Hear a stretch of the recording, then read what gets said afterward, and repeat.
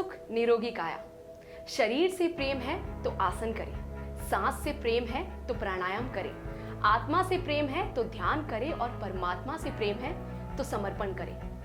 नमस्कार, मैं हूं आरजू प्रजापत और आप सभी का स्वागत है मरुधरा टाइम्स में। कहते हैं योग जीवन का वह दर्शन है जो मनुष्य को उसकी आत्मा से जोड़ता है और यहीं से ये भारतीय परंपरा न केवल भारत में बल्कि पूरे विश्व में अपनाई जा रही है। मुल्क, मजहब, बोली, रिवाज की बंदिशें पीछे छूट चुकी है। आगे है योग, भारत का योग। योग सदियों से था, योग सदियों तक रहेगा, लेकिन वर्तमान में जिस रूप में दुनिया ने इसे स्वीकार किया है वो भारत की परंपरा की विजय है।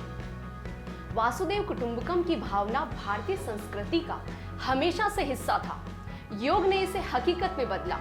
योग हमारे शरीर के लिए कितना महत्वपूर्ण है ये आप सब लोग अच्छे से जान गए होंगे। योग न केवल शारीरिक रूप से बल्कि मानसिक रूप से भी स्वस्थ रखता है, लेकिन हमारे शरीर को स्वस्थ रखने के लिए सबसे पहले हमारे मन में इकट्ठी हुई गंदगी को बाहर फेंकना होगा। अगर हमारा मन पवित्र होगा, हमारे विचार शुद्ध होंगे तो हमारा शरीर पूरी तरह से स्वस्थ रहेगा।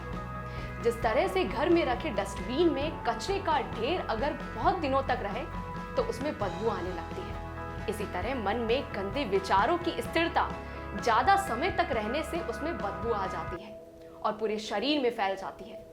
इसीलिए मन के विचारों को योग के माध्यम से शुद्ध करना अति आवश्यक है और योग ही ऐसी क्रिया है जो मन को पवित्र कर हमारे विचारों का शुद्धिकरण करती है और इन सकारात्मक विचारों से शरीर की रोग प्रतिरोधक क्षमता बढ़ाती है। अगर हम बात करें हमारे पूर्वजों की तो वह सब मानसिक रूप से स्वस्थ थे क्योंकि उनमें आत्मसंतुष्टि, ईमानदारी, उत्साही और बहुत मिलनसार भी थे। लेकिन अब लोग मानसिक रूप से ज्यादा बीमार हो रहे हैं क्योंकि उनमें क्रोध, चिड़चिड़ापन, अकेलापन, चिंता, घबराहट, धैर्य की कमी, डर, बेचैनी और जीवन में निरस्ता है क्योंकि हमारा मन और शरीर दोनों एक दूसरे से कनेक्ट है। इस कारण शरीर में बहुत सारी बीमारियां पनपने लगती है, जैसे कि depression, BP, sugar, heart problems, अनिद्रा और हमारी अनियमित दिनचर्या। लेकिन योग से ये सब 100% ठीक होता है।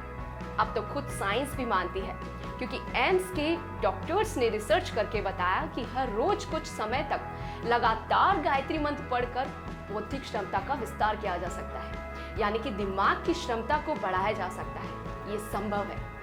इसी तरह ओम का उच्चारण करने से उससे होने वाले वाइब्रेशन से हम अपने शरीर की अनेक बीमारियों को ठीक कर सकते हैं। ओम का उच्चारण करने से उससे होने वाले वाइब्रेशन से हम अपने शरीर की अनेक बीमारियों को ठीक कर सकते हैं। ओम के उच्चारण से घबराहट, थकान, एंग्जाइटी जैसी प्रॉब्लम्स दूर होती है और ब्रेन में वाइब्रेशन होने से कंसंट्रेशन बढ़ता है और ब्रेन एक्टिव रहता है। लेकिन कई लोग ये कहते सुने गए हैं कि हम बहुत व्यस्त हैं, योग करने का हम समय नहीं निकाल पाते हैं। लेकिन सच्चाई तो यह है कि वह लोग व्यस्त नहीं है बल्कि अस्त व्यस्त है। लापरवाही और आलस के कारण हम लोग योग नहीं करते हैं, बल्कि योग ही एकमात्र उपाय है जो हमें जीवन जीने की कला सिखाता है। योग के कारण ही भारत पहले विश्व गुरु था।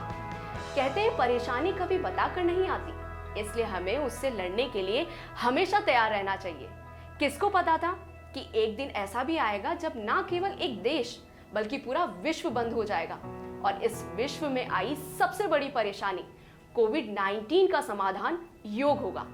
इसीलिए कहते हैं यदि हम स्वस्थ होंगे तो परिवार स्वस्थ होगा, परिवार स्वस्थ होगा तो समाज स्वस्थ होगा और समाज स्वस्थ होगा तो पूरा देश स्वस्थ होगा।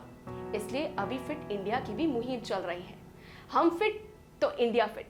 इसलिए योग करें, स्वस्थ रहे, मस्त रहे। जय हिंद।